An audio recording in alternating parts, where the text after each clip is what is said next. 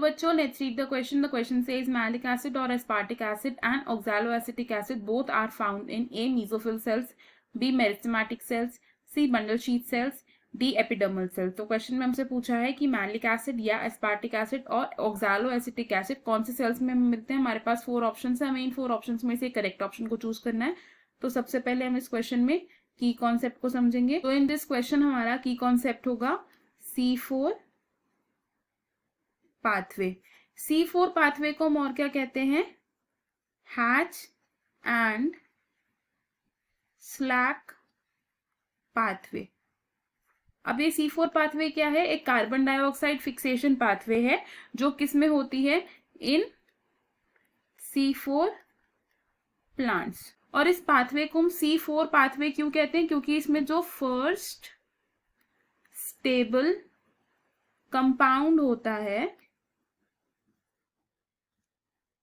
वो क्या है? एक 4 कार्बन कंपाउंड होता है वो. अब ये जो C4 पाथवे है ये कौन कौन से सेल्स में होती है? ये होती है इन मीजोफिल्स एंड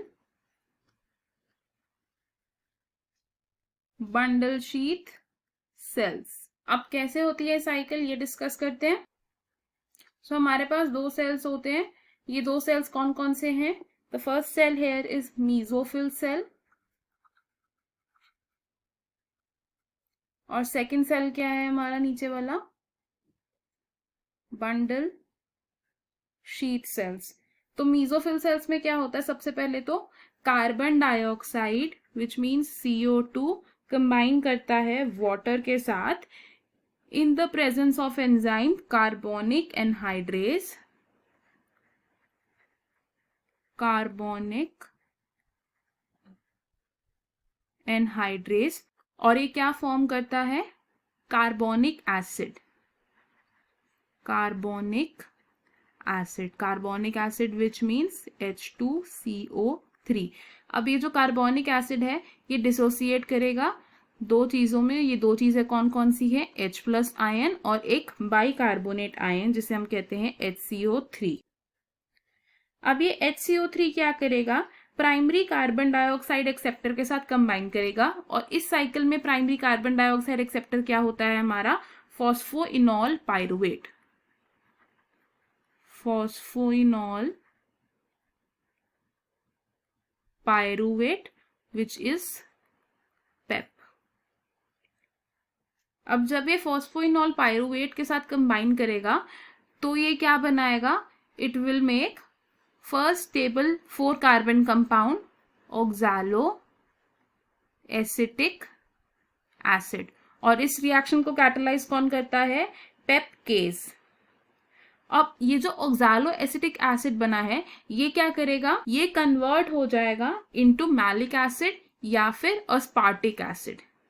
ये क्या हो जाएगा? कन्वर्ट हो जाएगा इनटू मैलिक एसिड या फिर अस्पार्टिक एसिड. अब इस मैलिक एसिड या एस्पार्टिक एसिड को हम कॉमनली क्या बोल सकते हैं? C4 acid.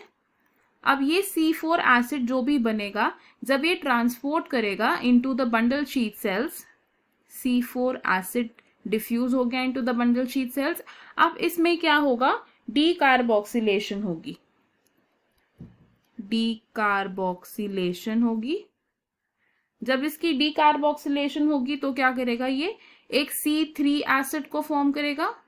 C3 acid form होगा और साथ ही साथ ये एक कार्बन डाइऑक्साइड को यहाँ रिलीज कर देगा. अब ये जो कार्बन डाइऑक्साइड रिलीज हुआ है ये क्या करेगा? एंटर करेगा इन द कैल्विन साइकिल. यानी कि इसकी फिक्सेशन होगी by C3 cycle. Fixation by Calvin cycle. और ये जो C3 एसिड बनेगा ये ट्रांसपोर्ट बैक होगा into the mesophyll cells. C3 acid यहां ट्रांसपोर्ट हो गया और इस C3 एसिड की अब फिर से क्या होगी? रीजेनरेशन होगी into the primary carbon dioxide acceptor यानी कि फॉस्फोइनॉल पाइरुवेट. क्या होगा इसका?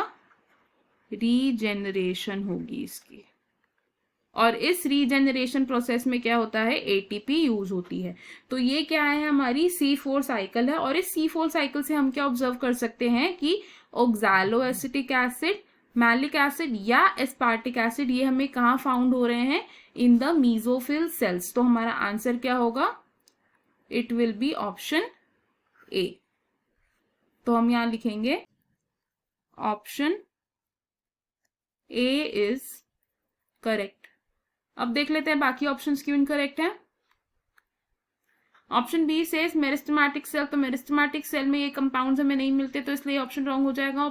Option she says bundle sheath cells, तो बंडल शीथ सेल्स में ऑक्सैलो एसिटिक एसिड बिल्कुल नहीं मिलता है।